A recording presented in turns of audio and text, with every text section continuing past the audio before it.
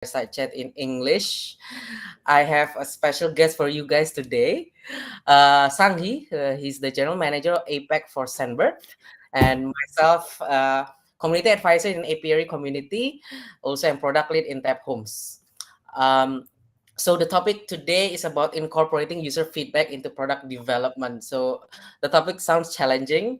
It sounds very high level or very you know hard to understand, but don't worry guys, we're gonna discuss about Sanghee first, about his professional work, about Sandbird, about and Sandbird itself is really helpful in incorporating user feedback for digital products, and then we will ask about Sanghee's expertise and knowledge in managing a regional and even international company. Yeah, he's the as a managing director for APEC. So we would like to know about his leadership experience as well. So welcome, Sanghee. Thank you. I guess in Korea, it's 10 p.m. right now. So thank you for joining us late in this evening. How are you and how excited are you for today? Adrian, thank you for inviting me to this great session. And hi, people, and hi, ladies and gentlemen watching this show. So this time, I met you almost 5 times in this year, Yeah. entire this year, even including my visit to Jakarta several times. So I'm super excited about also potential opportunity of broadening my network with the product managers in Jakarta and Indonesia. And at 10 p.m., it's not a big deal because I normally work until midnight or Wow. 1 a.m. That is the key challenges and also delight of working at an international company. So I'm, a truly grateful to be here at this show today. Right, right. Thank you. Yeah, interesting. What you mentioned just now. So for the participants, for the audience, I've met Sanghee twice. The first time was in Bottega, Jakarta, in SCBD. We have a intimate dinner event, yeah, Sanghee, around 40, and it was really fruitful. And then we drank wine until late at night. Yeah, it was a cool event. Yeah, and it was actually it was very productive. A lot of product leaders were there, and it was very fun. So thank you for that. And then the second one was during Indonesia Product Conference, yeah, also in Jakarta in September. Yeah. So probably I would like to ask you, what do you think about Jakarta? How fun is Jakarta? Oh, yeah. First thing is, Jakarta is an amazing market because I actually normally, I time to time compare Jakarta to Silicon Valley. Mm, Why? One of the the most fast growing tech industry and country, and secondly also people inside there. When you go to Silicon Valley and especially for tech conference, you can feel the vibrant atmosphere. Everyone is open to each other and agile to learn the new product. Same actually, some culture and same spirit actually happens to the Jakarta and many product managers community. That what amazed me, and also especially vibrant some demographical some proportion inside the Jakarta and Indonesia. The medium economic age of people working in Jakarta is 27 and 28. So that is enormously surprising, and that is projecting the potential opportunity inside the market. So that's why I'm super thrilled and motivated to be a part of the economic growth of the Jakarta industry. right, right. Cool, cool. Um, so what made you come to Jakarta, and what do you think about the Indonesia's economy or Indonesia's tech landscape? Because as general manager of APEC, obviously you have strategic reasons, right, to come to Jakarta, to come to Indonesia. Probably you want to share with us. Mm-hmm. Yeah. So let me first introduce our company very shortly and why we are interested in Jakarta and Indonesia market. So Sendabot is a communication platform for mobile apps and website. What do we do is actually providing an API and SDK as a product to the mobile applications such as travel industry and hotel industry. So people can easily embed chatting, voice and video solution, and even AI chatbot and customer support solution into their mobile application for customer conversation. we first discovered the opportunity in Jakarta and Indonesia market from the very early customers of Sendbird.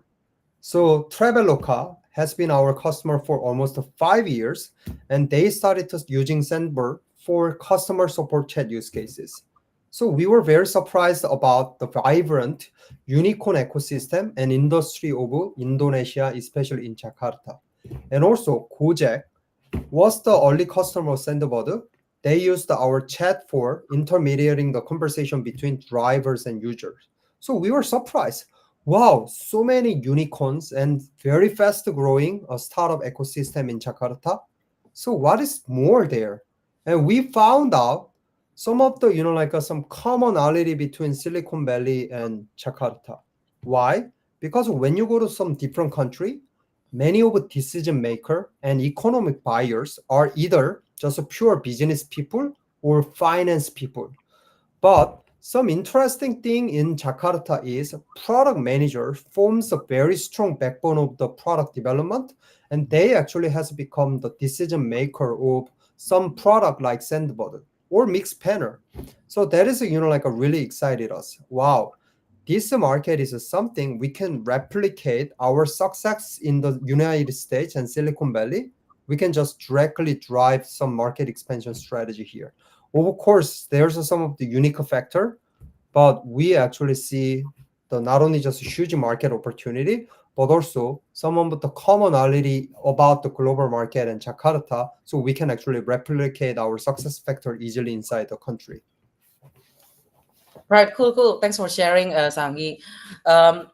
Probably next question from me is about why Indonesia specifically. What makes Indonesia different from other countries in APEC or in Southeast Asia? Uh, Usually, a lot of companies outside of Southeast Asia compare Indonesia to Singapore, right?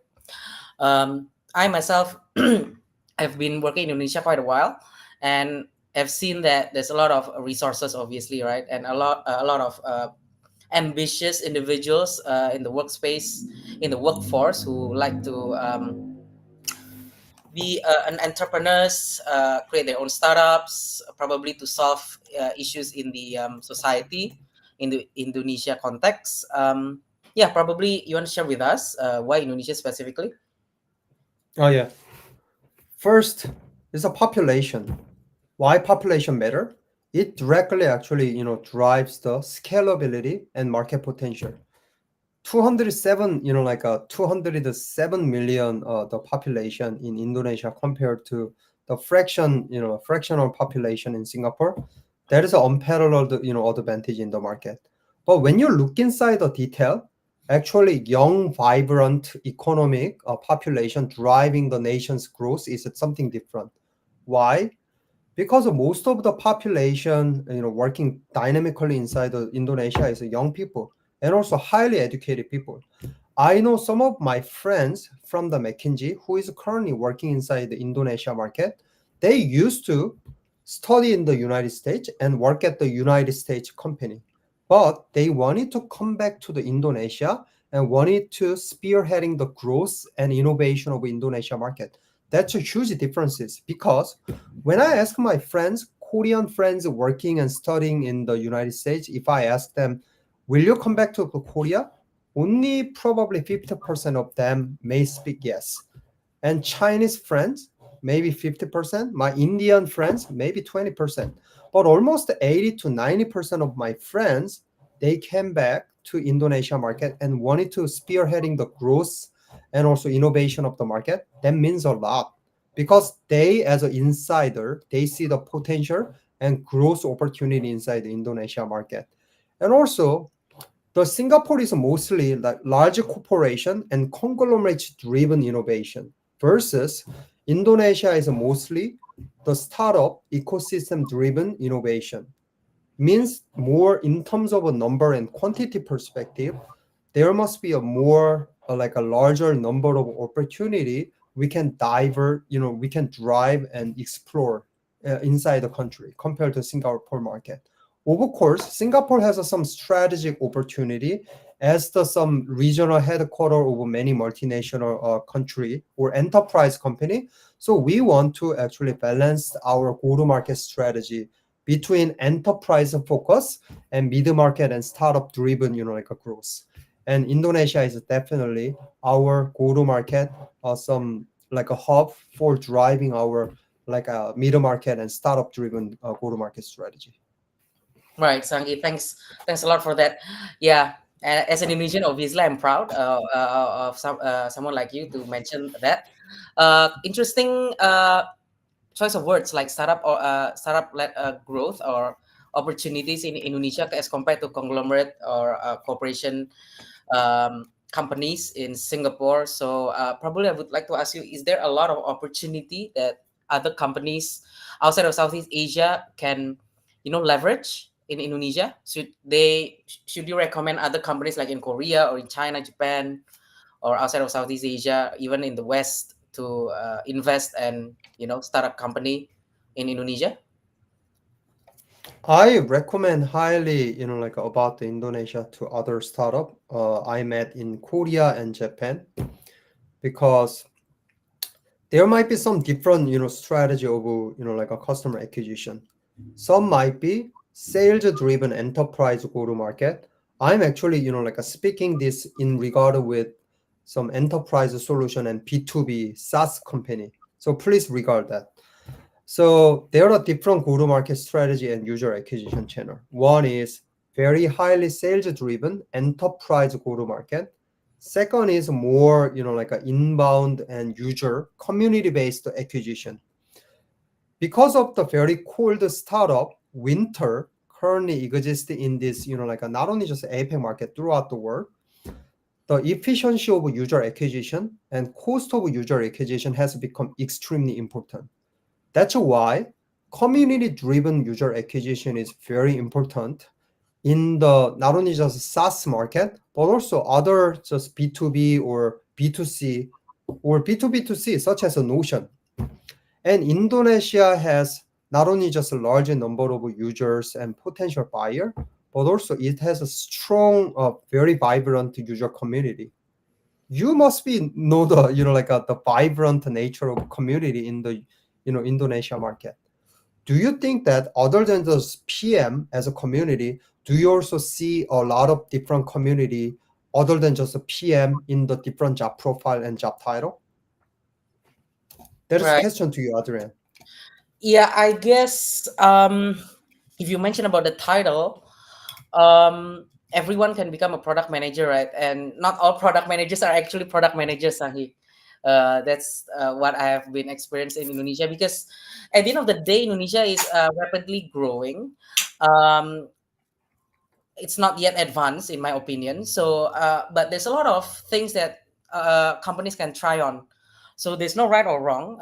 If you have the same goal, which is to obviously to generate revenue and create profit for the company, and to make money for the founders or for the Mm-hmm. company, I guess at the end of the day, if you are successful in being in the company, whether your title is a product manager or not, whether you fully implement product management principles or framework, or what a lot of people have been usually do as a product managers, it doesn't really matter, as long as you contribute to the company, you contribute to society and to the economy, and you are fulfilled yourself in being the company to for its growth, yeah, in any kind of growth. Yeah, that's why it's important, I guess, like for myself as a facilitator, trainer, or mentor in product management, to instill that knowledge to aspiring product managers. Like we had a event, right, in August. A lot of product leaders, but also a lot of middle management product people. I guess they just want to uh, talk to other product leaders or product managers in other companies, because they don't want to be alone in their own companies. And this kind of discussion like with you opens up a lot of perspective for us and for them as well. Yeah, so thanks a lot, Sangi. And yeah, I want to Hendra, can you help highlight Vincent's question? uh, just go back a little bit about Indonesia.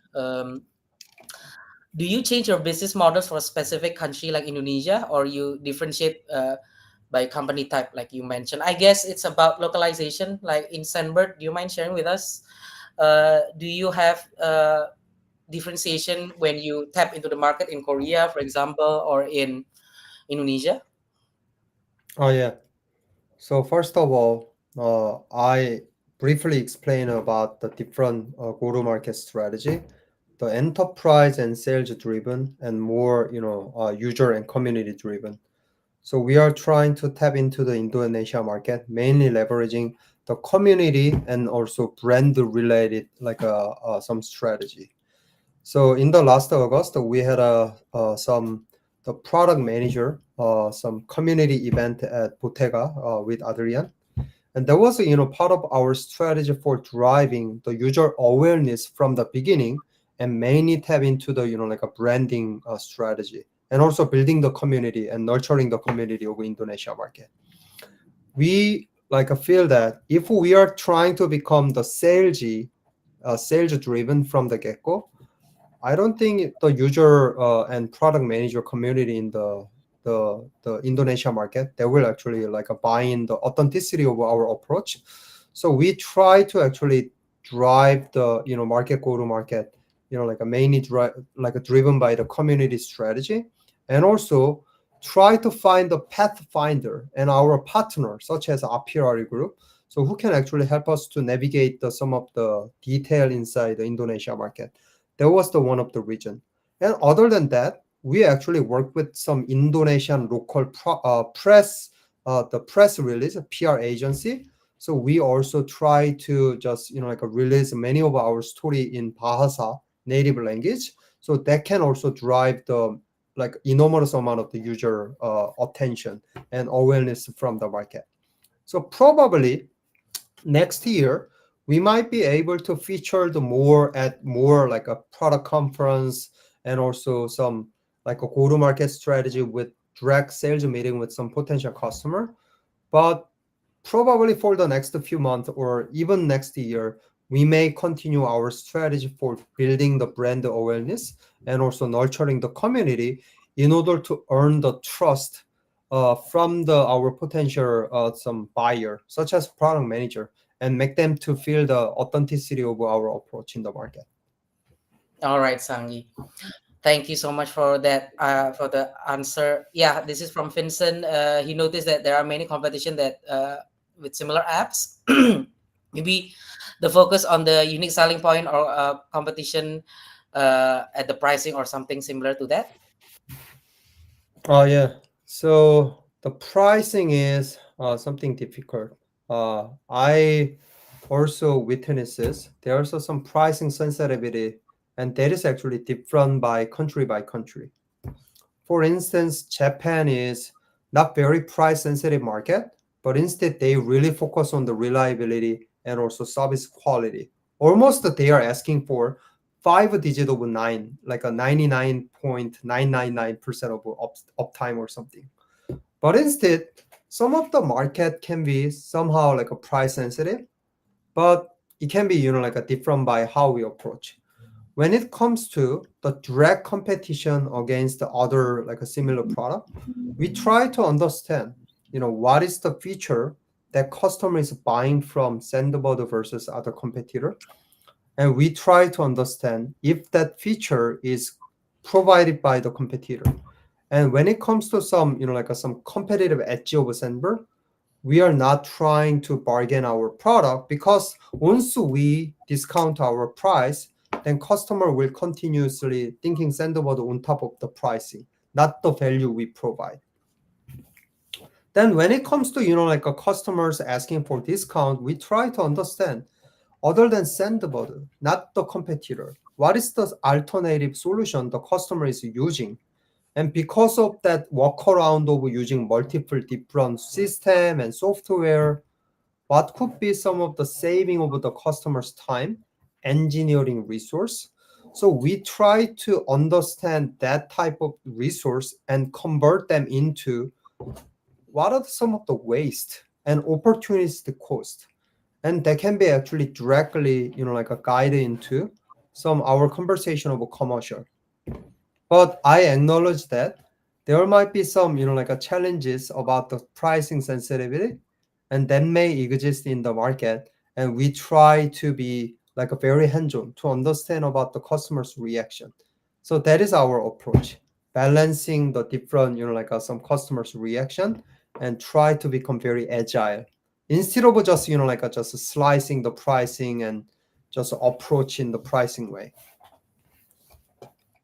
Thanks, Sanghee. By the way, someone just reminded me that I think 2 or 3 questions ago you asked me a question, right? I missed one part, which is you're asking about if there is any other community other than product management in Indonesia, right? Is that correct? Yes, correct. Okay. I guess product management is something that's being very hyped since the pandemic. So in the last 3.5 years.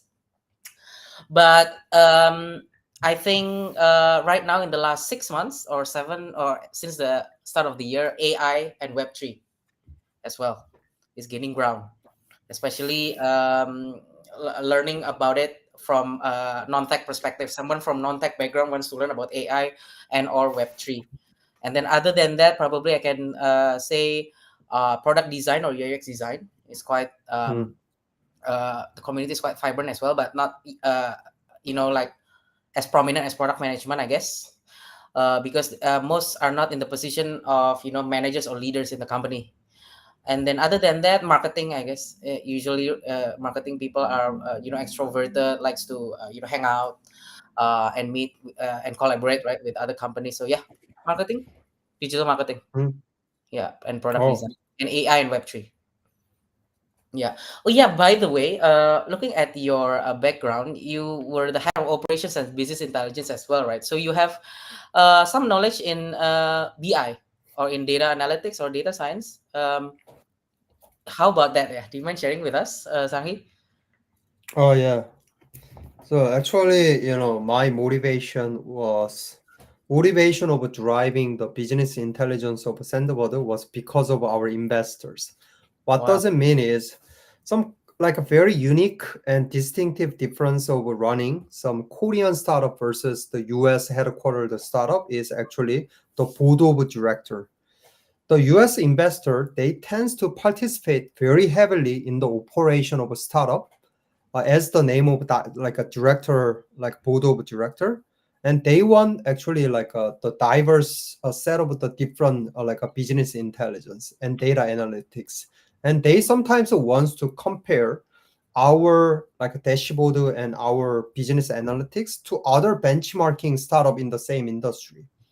So in order to raise our funding from very prominent US Silicon Valley startup or even Japanese like a venture capital, such as SoftBank Vision Fund, we wanted to actually take a lead of the conversation and we wanted to visualize our performance in the better data analytical way. So I actually actively try to build our data warehouse and ingested the data from all the different sources, such as HubSpot marketing solution and Salesforce, and even like some Postgre for our product related metrics, and try to compare our unique some data advance compared to other like a startup.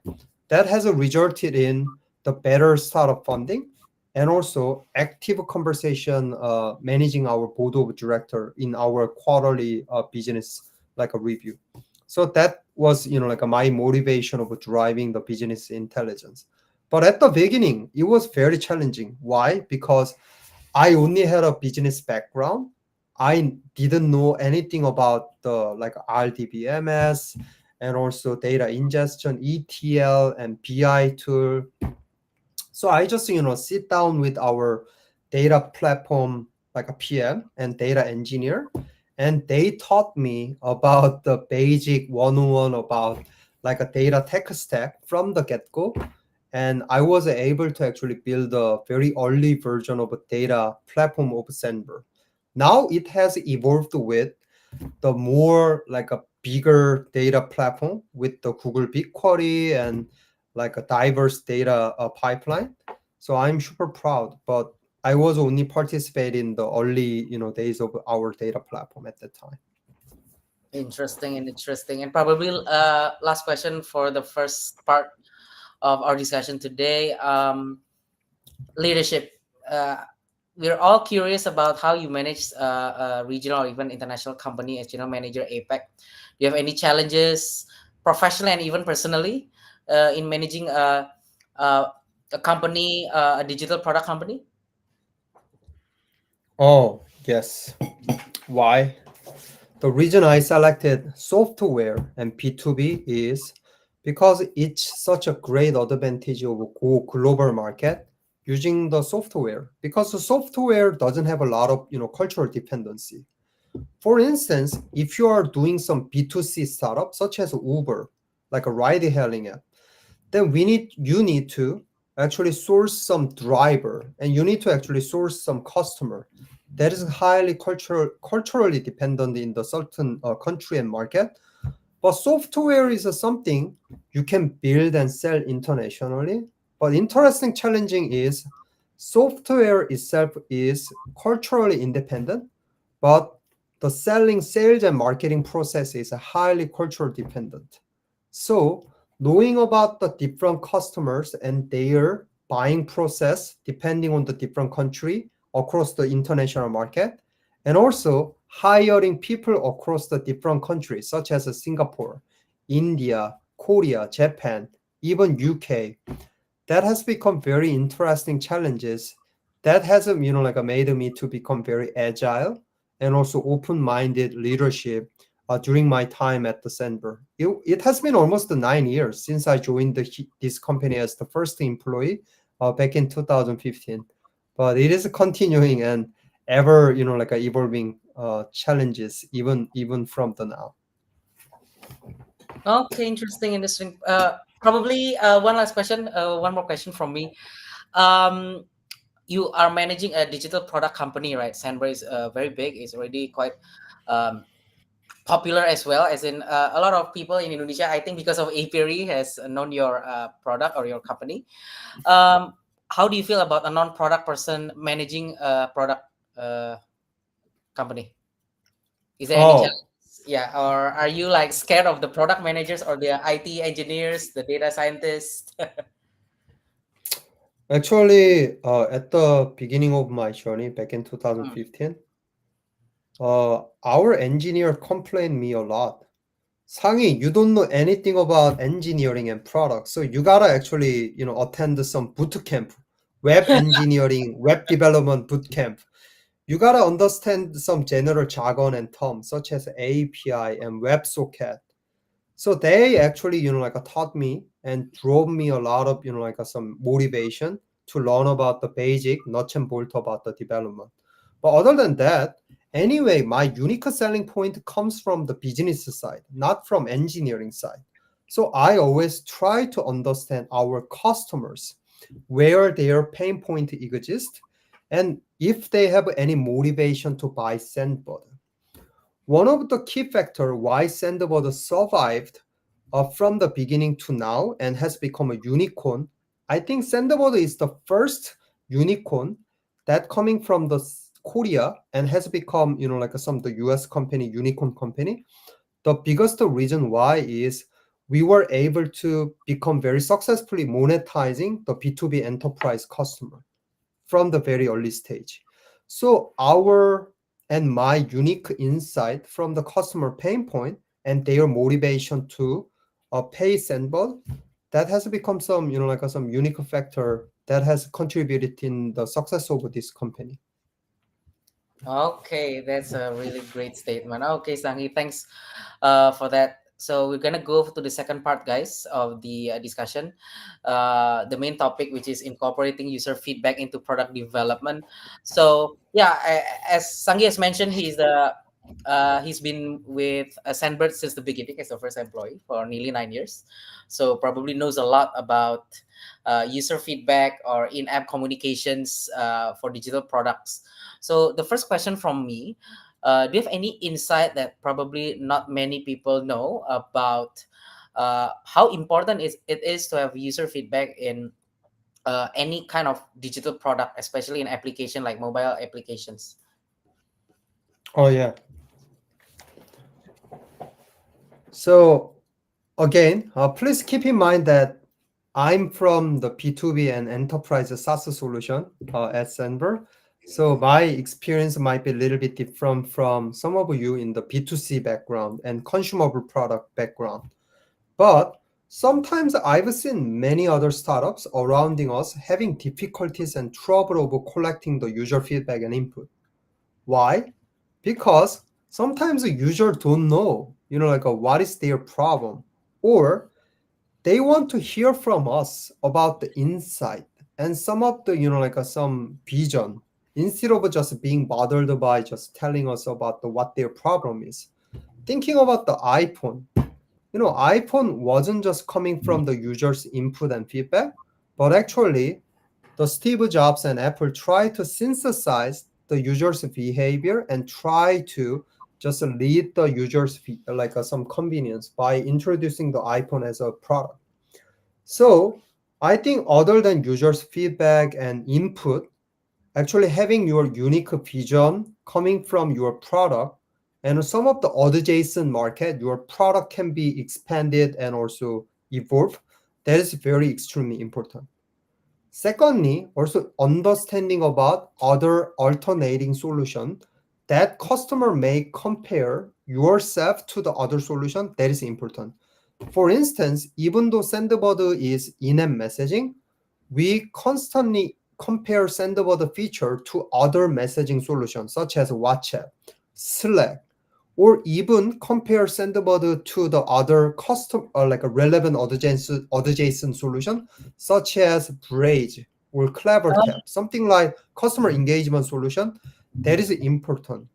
And starting from there and also understanding the customers in the different industry and try to drive some convergent insight from the different industry to the different industry.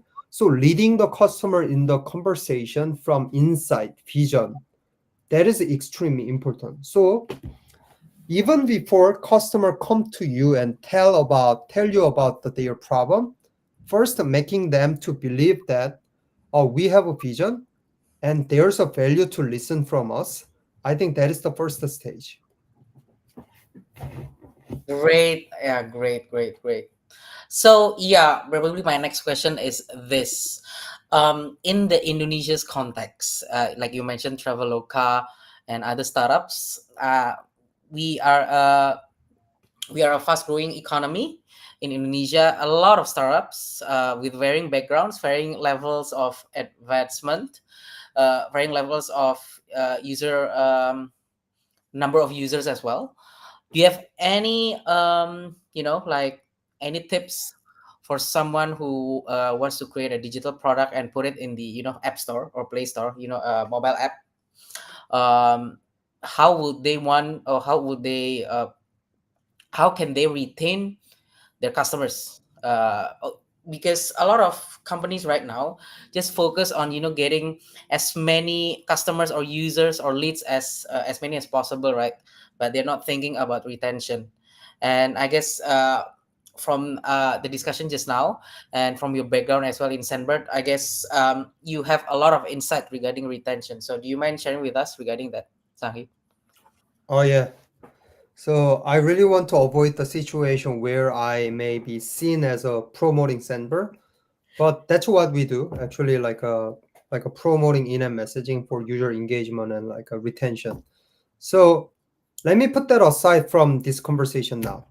But some of the key lesson from other customers over Sendber, how they were able to retain a customer very successfully, focus on the user experience.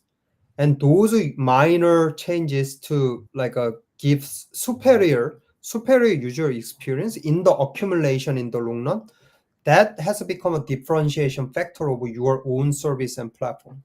For instance, like a Traveloka, instead of just letting customers to call to your customer connect center and waiting in a long line for forever, they actually try to focus on how to improve the user's experience for the customer support, and how can we retain the user data that can improve the user experience for the next time.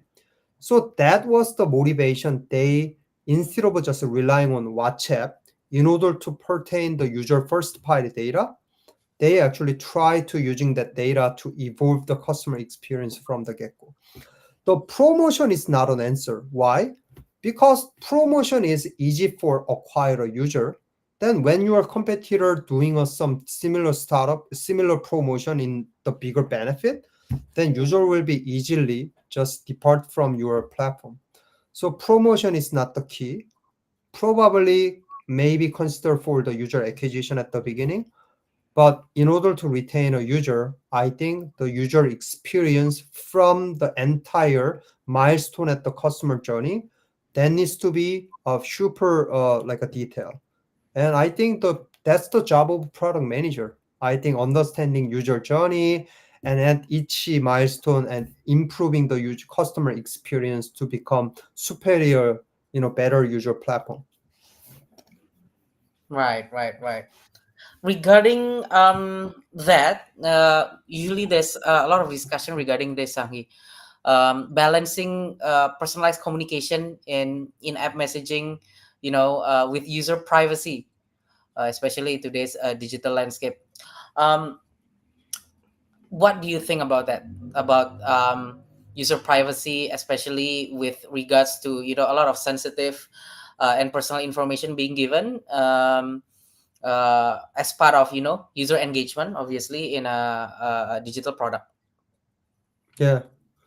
So as the result of such a like a failing user privacy and the companies like a handling the user data, probably you may have a lot of like a SMS or WhatsApp messaging scam or phishing. Yeah. So that has become a lot of problem to the business and many world. In even in the United States, actually the financial authority government, they find the JP Morgan and other US bank Hmm. because their bank teller try to contact their customer through the WhatsApp, and inside the WhatsApp conversation that contains a lot of sensitive user private information. Ah. Yeah. So I think like using your in-app platform, whether it's user message, I think the compliant and secured user communication is really important.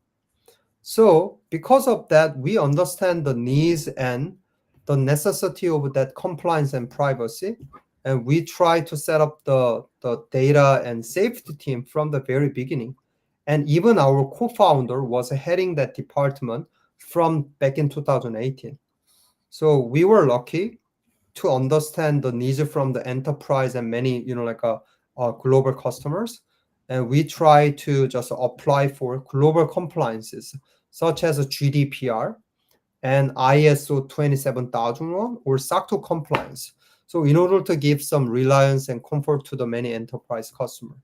But you need to understand that because some of the larger platforms such as WhatsApp or KakaoTalk, they Mm. may give you some benefit from their large user base.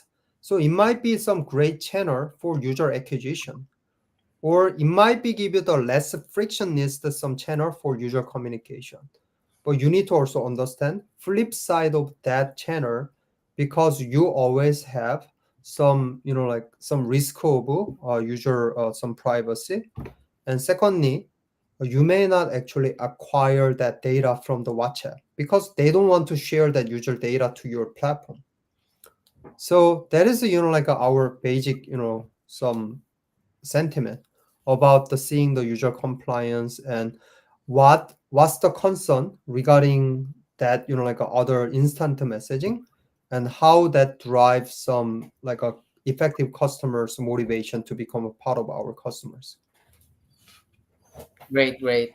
Thanks, Sanghi. Before I continue to my next question, up, would like to remind the participants to comment on LinkedIn or chat on YouTube if you want to ask questions to Sanghi. Yeah, I will go into Q&A session in about 10 minutes time. Okay. You talking about compliance and user privacy as well. That's really great because that's becoming an issue in Indonesia right now with a case regarding personal loan product. I guess a lot of companies in Indonesia are lucky in the sense that they have a high user growth. but sometimes it's hard to manage the scale of the user a growing user base, which I think decrease the quality of user engagement and the customer relationship management as well. Do you have any thoughts on that, Sanghi? What do you think should Indonesian startup or Indonesian companies balance between expanding product features and managing the scale of user growth? Hmm, that's a very good question. So instead of just advising and answer to your question directly, Mm, let me actually, relate that situation of my pain point and our growth pain in the early stage from the Sandberg. Because as a B2B, again, enterprise solution, our pain point was similar but somehow different. How different is actually we had some challenges of balancing the enterprise customers asking like some custom features versus maintaining our own product roadmap coming from the diverse user feedback. That was like one of the major point and major challenges at the early stage of Senber, and that still applies at the moment as well. So one of the thing is we actually maintain the price product console in quarterly basis, and product console is where not only just our head of product manager and product manager participate, but many other executive leadership from different departments, such as marketing, CEO, or CFO participate, and we try to discuss about the customers feedback and their monetization value, such as how large the customer is making some request, and also other thing is the commonality, the nature of that request, and how this feature development can apply to the vast majority of other different customers. So we try to become like a very agile and make that product console as the medium and vehicle where we can balance the feature request from the larger enterprise and also our own product roadmap. I'm not sure if this answers your question, but it's somehow a different way. No, it's fine. It's fine. I understand what you mean. It's quite a difficult question. I myself are, quite interested in that as well. It's something that we are still finding a balance to, I guess. Capitalism, right? So profit matters more. It's above everything. Yeah, but the thing is, the user growth. Especially in Indonesia, like you mentioned about the population, the number of people who are becoming more digital literate, tech savvy, and download a lot of applications, right? Uh, there needs to be, a way to manage the scale of the growth, especially in the company. Like I myself, in my second previous company, have that difficulty as well. After a launch of a new feature, suddenly a lot of users coming in, but at the same time, we're not ready in terms of the technological infrastructure and how to handle customer service as well. Yeah, that is a challenge. Yeah, probably. While waiting for some questions from the audience, um, I want to talk to you about something a little pivot to something else, which is user feedback. There's something the geopolitical situation right now, especially you also have partners or companies from the US or the West, right? Sanghee in Sandberg. How do you manage user feedback regarding user experience or even the political um, you know position of the companies itself? Probably they don't like this particular user flow just because of some ideological or political reasons, and also or probably some social reasons as well. How do you balance, probably this is quite a difficult and sensitive topic, but how do you balance between generating profit and then also satisfying the needs of the majority of the users based on Oh their yeah, economic or political backgrounds? yeah. So we try to become the very neutral about the political, but Of we course. try to actually understand such generalization of the customers like a request and how we can actually build a feature they can apply to the many different customer in the different countries.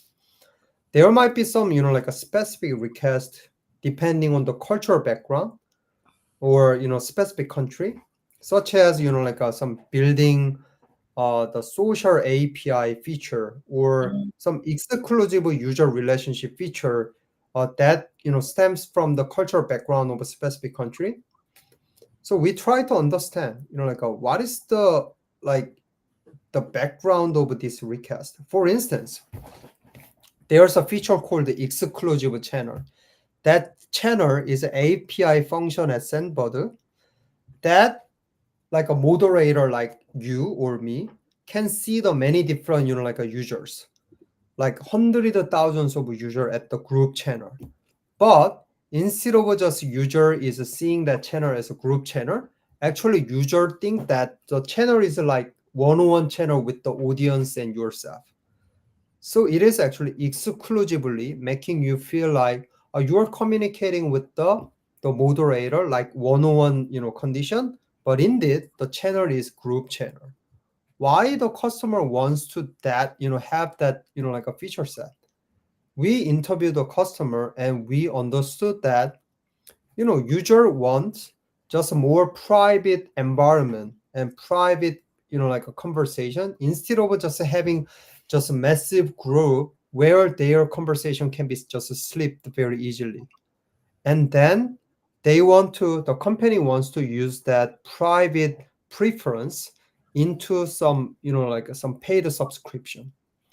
Actually the customer is the Weavers, the digital platform company of BTS company Hive. So they wanted to actually use that feature to drive the monetization opportunity of a fandom community of BTS and Eugene in Korea. So that was very interesting feature. So understanding some common feature that can apply to the different country or different industry, and also trying to understand their deeply rooted some motivation. Is it because of the monetization or retention? I think having some like a very like a detailed conversation like this is key, even before involved in any political situation. Cool, cool, cool. Great answer. Great answer. Okay. Going back to your experience in in-app messaging and user feedback, especially in Sandbird, but not necessarily for Sandbird. Yeah. Obviously, there's a lot of industries or product domain or services, right? There's financial service or banking, health tech, digital health, marketplace, retail, social and communities. Do you mind sharing with us personally which is the most exciting for you and why for user feedback? Oh, so which industry Yes, which is industry is most exciting? good for you? Yeah, and why? Hmm. For me, the fintech industry is the most exciting Okay, industry of the world.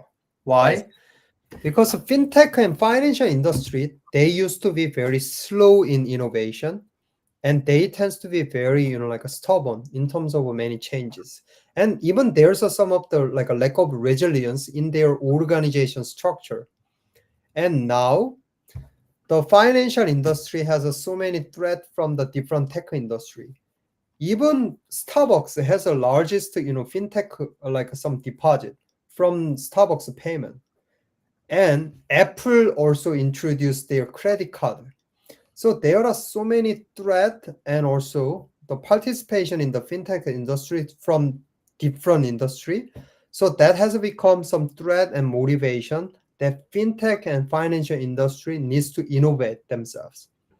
So because of that threat, so previously financial industry didn't regard some messenger like WhatsApp as a competitor, but nowadays some of the messenger service like Line, KakaoTalk, or WhatsApp has become very strong competitor over financial industry. That has made them very complicated about what are some of the user experience we want to give in order to effectively communicate, effectively compete against those messenger service. So financial industry, like maybe 10 years ago, very slow, now has become the very spearheading, very fast to innovation, like industry that is a very exciting opportunity at Sandberg. Okay, I myself, thank you for that, Sangi. I myself come from a financial fintech industry, and I can attest to the statements that you have just made. Yeah, quite slow to the to changes to innovation, but I wouldn't blame everything on the business model or the service or the industry, but because of regulation as well. Yeah, Sangi. Yeah, from the government is also quite inflexible. Yeah, thanks for that. Yeah, true. Yeah, I think the compliance still be exist, and also that is the one of the reason many of some conventional banking or insurance company even doesn't use some cloud system at the moment now. But eventually, the that like a resistance will be overcome, and people will turn into many cloud-based innovation going forward.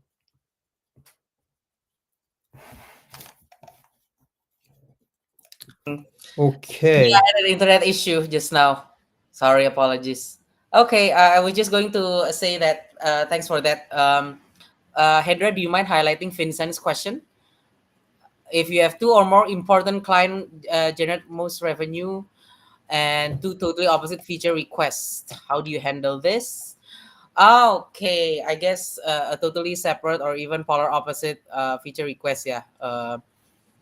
And are you suggesting or directing users or look back at market fit? Oh yeah. So in order to answer this question, we need to actually explain green vertical and red vertical strategy of Sandber. We try to analyze our customer, like who is retained with Sandboard for long term and who is very easily churn. And we try to analyze their country and their vertical industry, and we try to define what can be our green vertical that tends to be normally like a generate more long-term value, and we try to make more investment in terms of a feature development for those green vertical industry. But instead, for some of the industry customer in some less profitable industry, we try to enable those customers using our partner ecosystem. What doesn't mean is, even if there's some of the feature request from customer that we cannot prioritize by ourselves. But if you have diverse and very thorough partnership ecosystem, you might be able to enable that customer's request by using your partner, such as a solution integrator and system integrator.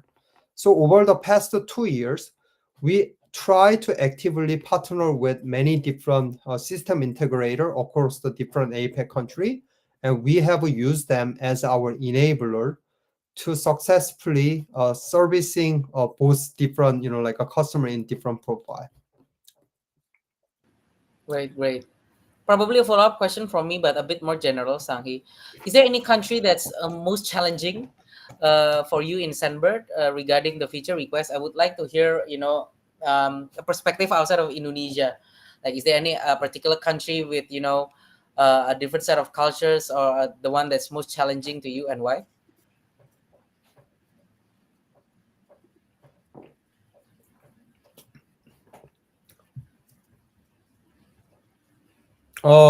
I think it's not very like a country specific challenges, but some of the country where engineering manager is a buyer, which is contrary to some country where product manager is a buyer.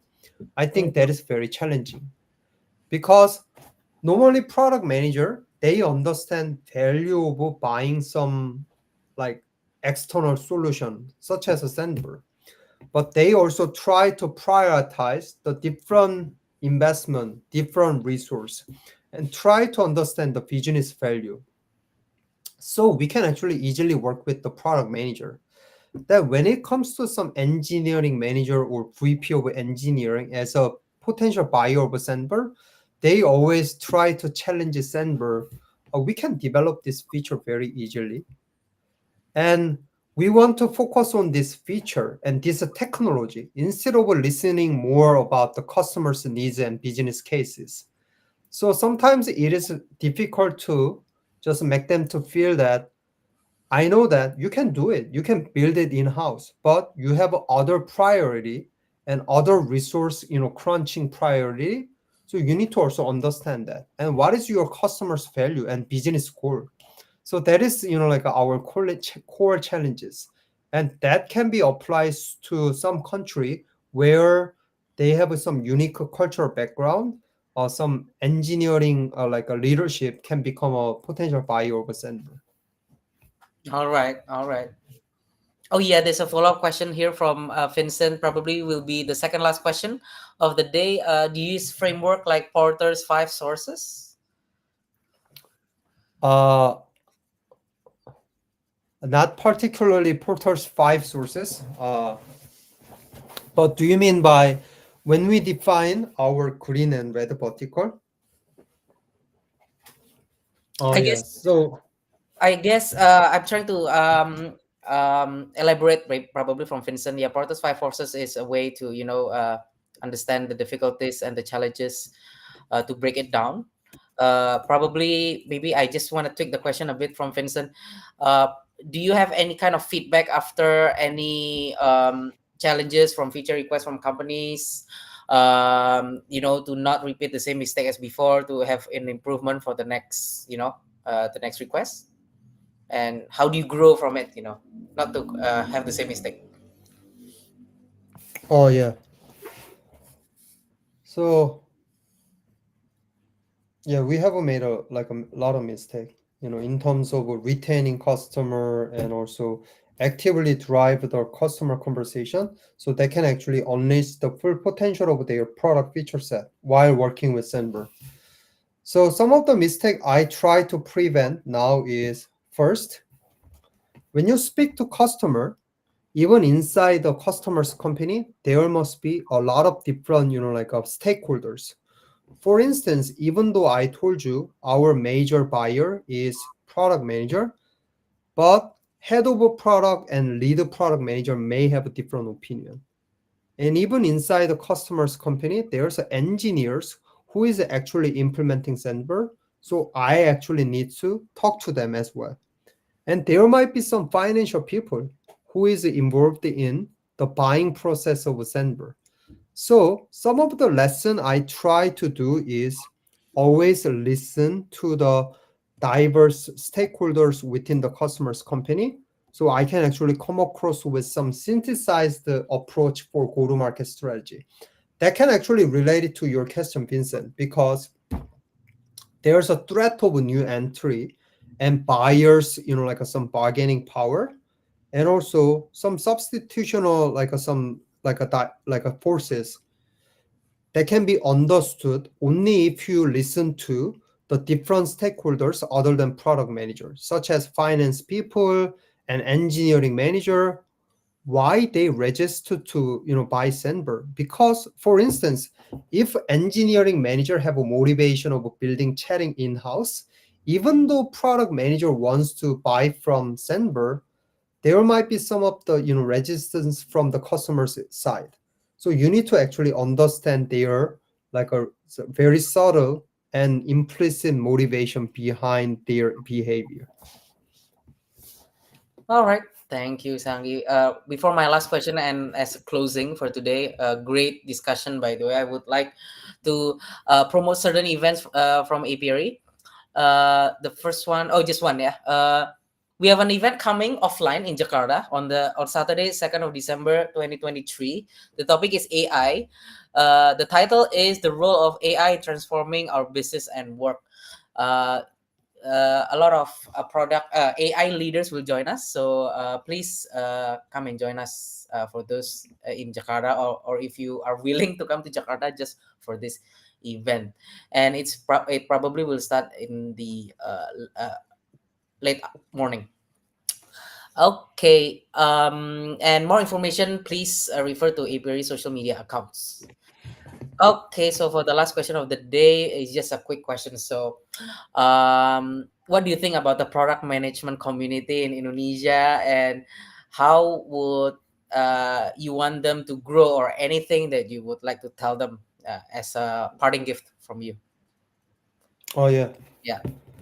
Uh, so very friendly and open to know about the new product.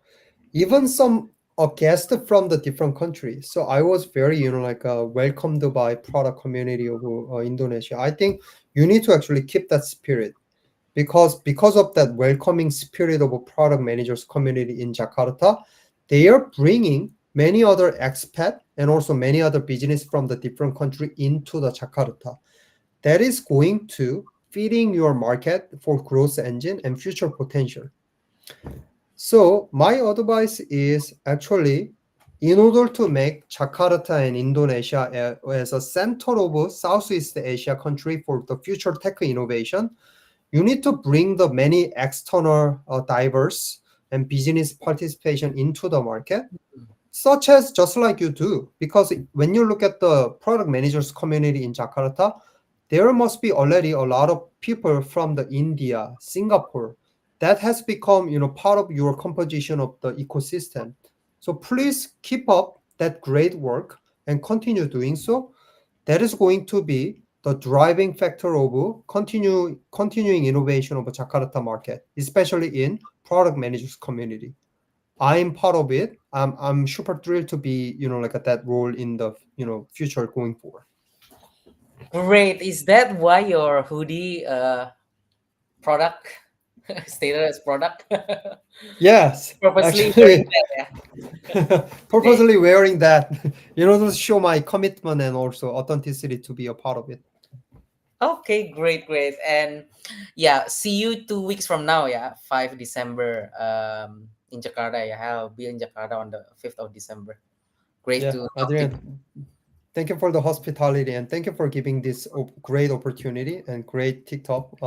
So I'm super, enjoyed this conversation today. Likewise, thank you for joining. I know it's already 11 p.m. right now, and you have a small child to take care of. I hope he's already asleep and not being disturbed right now by you. And good evening to you, and thank you everyone for joining. See you in our next